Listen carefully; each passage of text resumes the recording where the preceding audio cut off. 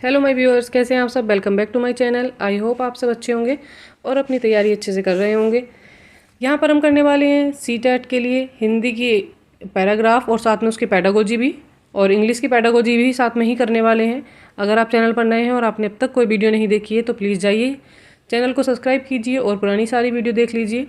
यहाँ पर करवाया जाता है Hindi, English, pedagogy, maths, EBS, all subject for CTET upper and primary दोनों लेवल के लिए।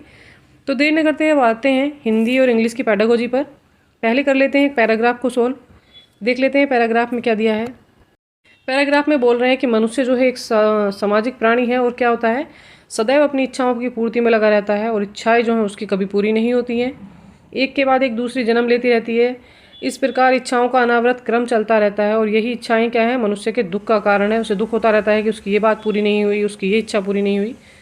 तो अपनी इच्छाओं का उसको दमन करना होगा, तभी उसे सुख मिल पाएगा। और जो भारतीय मनीषी हैं, मतलब जो भारतीय पुराने ऋषि हैं, साधु संत हैं, उन्होंने क्या कहा, जीवन में अगर सफलता प्राप्ति चाहिए तो उसके लिए उन्हें क्या करना होगा, अपनी इच्छाओं को त्यागना होगा और उस गुण को अपनाना होगा जिसे संतोष कहते हैं।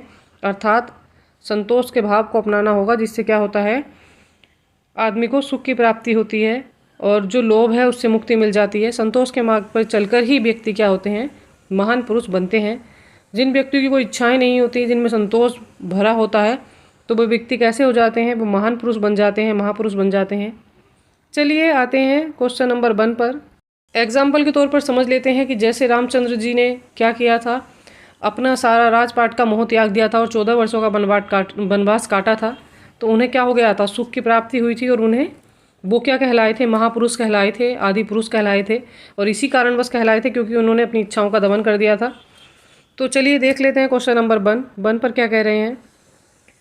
मनुष्य जो है किस कार्य में लगा रहता है, ये पूछा जा रहा है। तो मनुष्य किस कार्य में लगा रहता है, क्षतिपूर्ति में लगा रहता है, खाना पूर्ति में, इच्छा पूर्ति में, उद्देश्य पूर्ति में।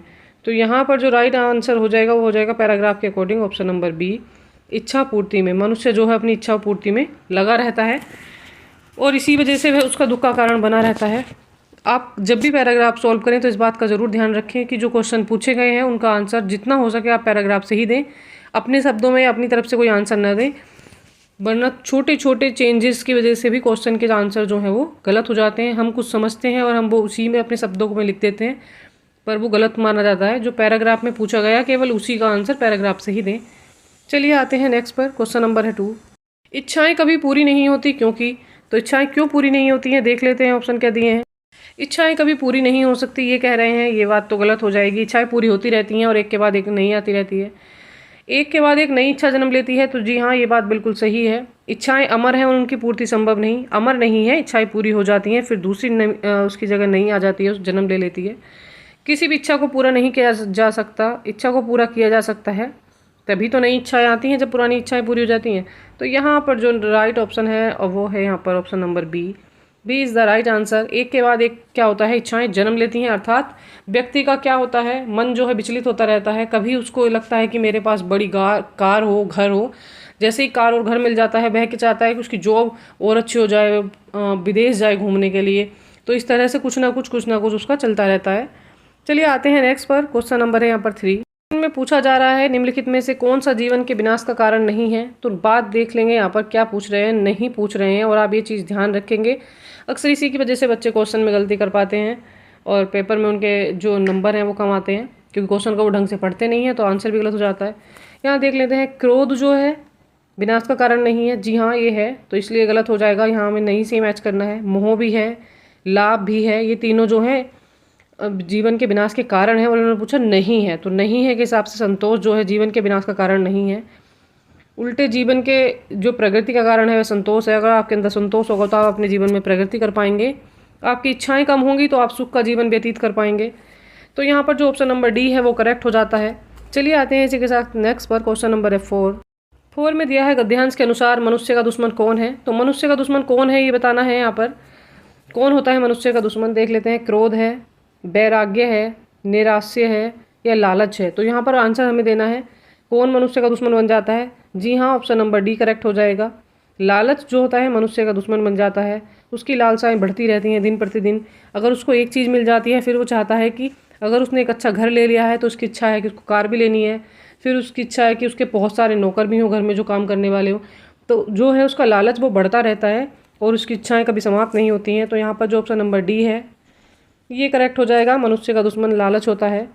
चलिए आते हैं क्वेश्चन नंबर 5 पर। बोला भी जाता है कि लालच बुरी बला होती है।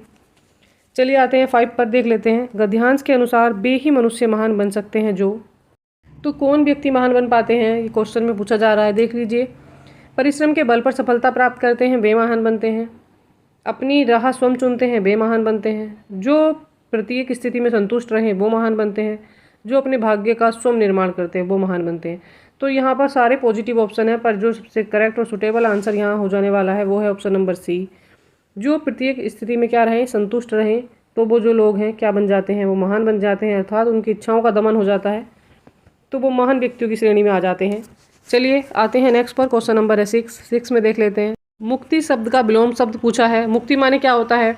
मुक्ति में होता है स्वतंत्र, या क्या बोल सकते हैं आप अपने शब्दों में आज़ाद भी बोल सकते हैं, स्वतंत्र बोल सकते हैं, कुछ भी बोल सकते हैं।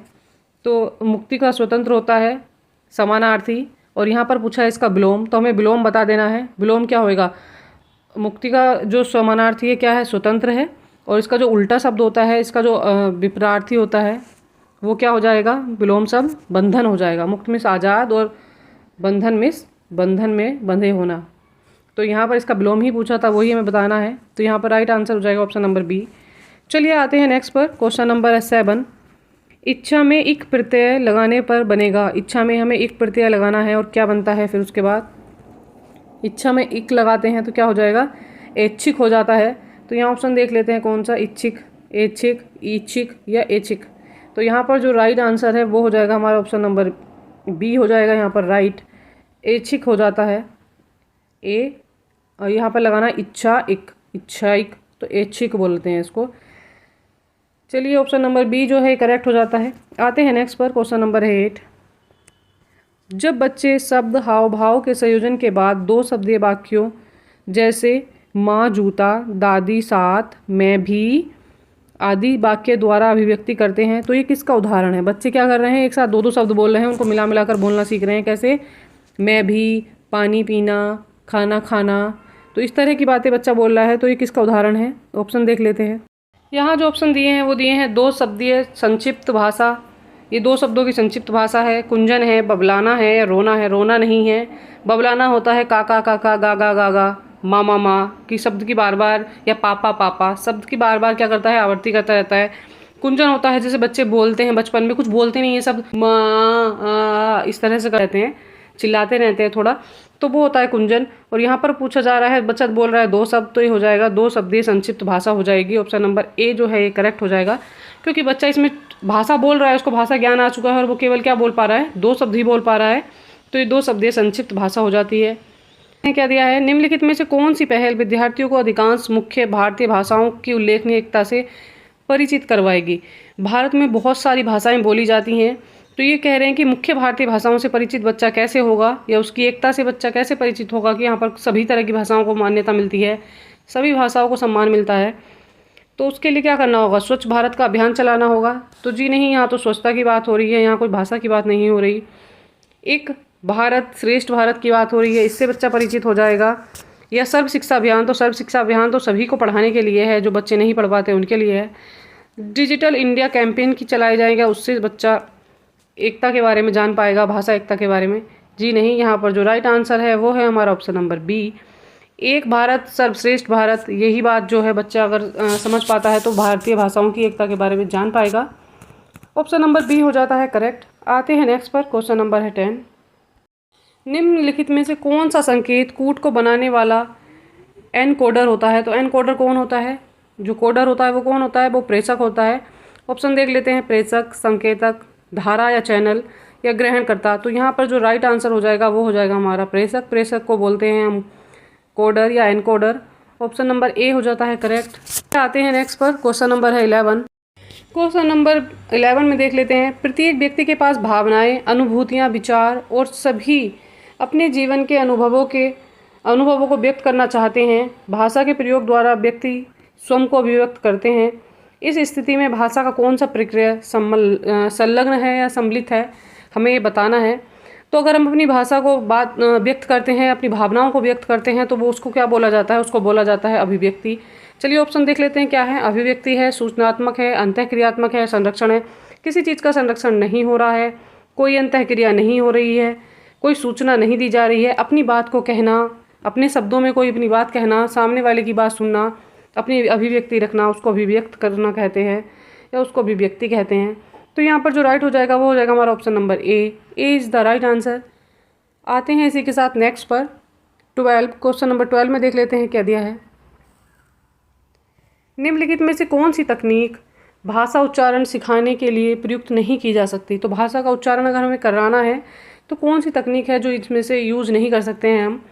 ऑप्शन देख लेते हैं। गीत गाना, तो जी हाँ, गीत गाने में क्या होता है, भाषा का प्रयोग कर सकते हैं।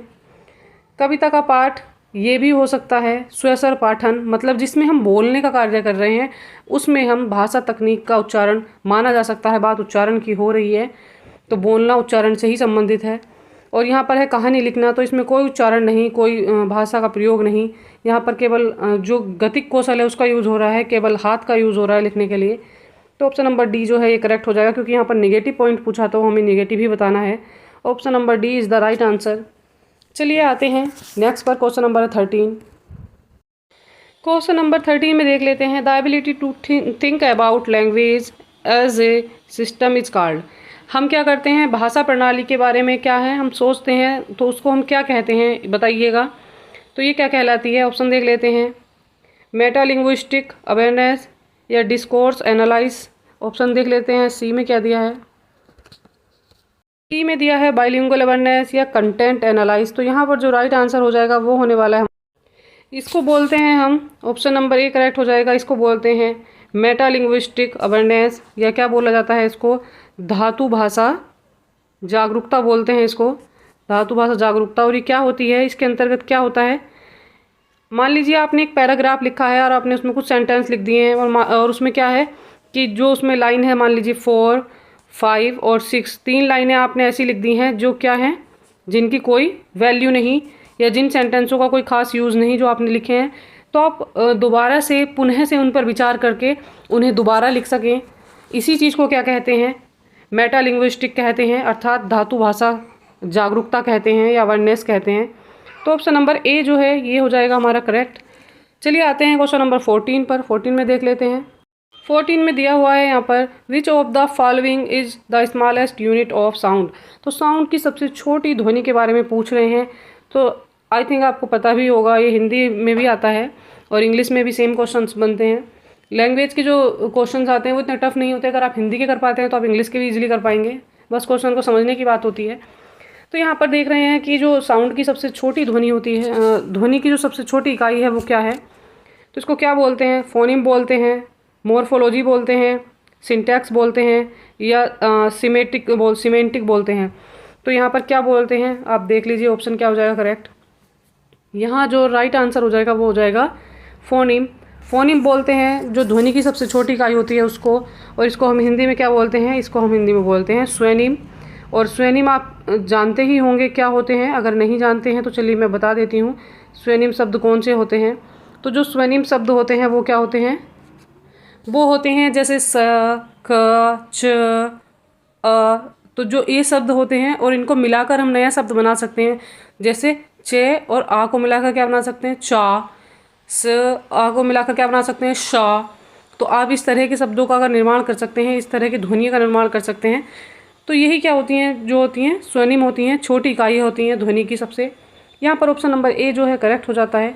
चलिए आते हैं नेक्स्ट पर। क्वेश्चन नंबर है 15 में दे रखा है, reading for instructional material is an example of. Reading reading material है और उसके लिए जो इंस्ट्रक्शन होते हैं उनको पढ़ना क्या कहलाता है? अगर आप रीडिंग के लिए कुछ इंस्ट्रक्शन पढ़ रहे हैं तो उनको क्या कहते हैं? तो यहाँ पर दिया है स्पीकिंग लिसनिंग कम्युनिकेशन चैनल बोलते हैं उसको। जी नहीं, पढ़ना हो रहा है तो यहाँ पर स्पीकिंग और लिसनिंग नहीं हो रही है, ऑप्शन नंबर ए गलत हो जाएगा। रीडिंग राइटिंग कम्युनिकेशन चैनल हो जाएगा। विजुअल की बात नहीं हो रही है, स्पीकिंग राइटिंग कम्युनिकेशन चैनल भी नहीं होगा। ऑप्शन नंबर बी करेक्ट हो जाता है। यहाँ पर जो राइट आंसर है वो है B, reading writing communication channel. और इसको क्या बोला जाता है?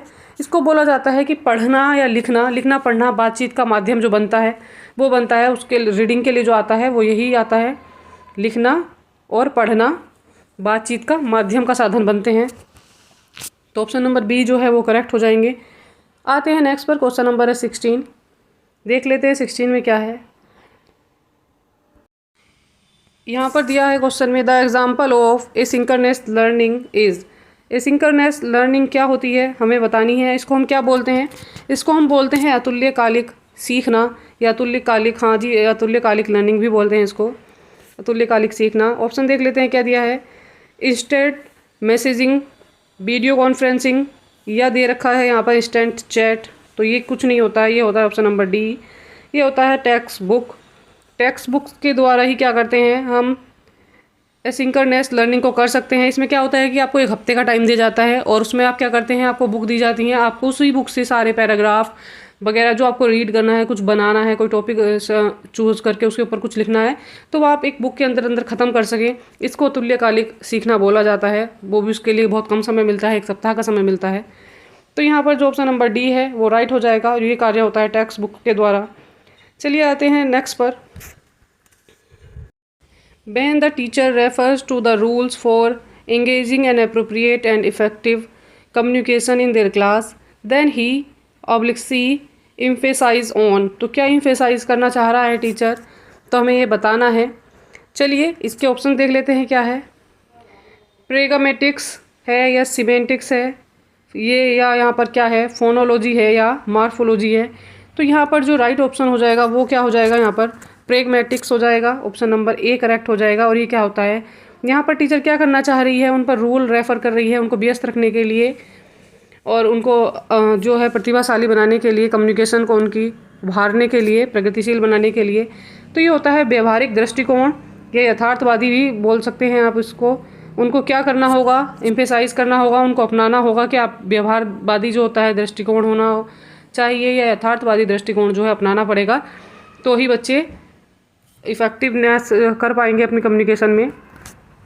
चलिए आते हैं नेक्स्ट पर, क्वेश्चन नंबर 18 में देख लेते हैं। बात हो रही है यहाँ पर when around 2 months babies being begin to make babble like noise it's called. तो बच्चे क्या करते हैं, जो 2 months का बच्चा होता है अराउंड, वहाँ पर बात हो रही है, तो वो बबलिंग करते हैं, कुकिंग करते हैं, क्राइंग करते हैं, टॉकिंग करते हैं। तो 2 महीने का बच्चा बात नहीं करता है।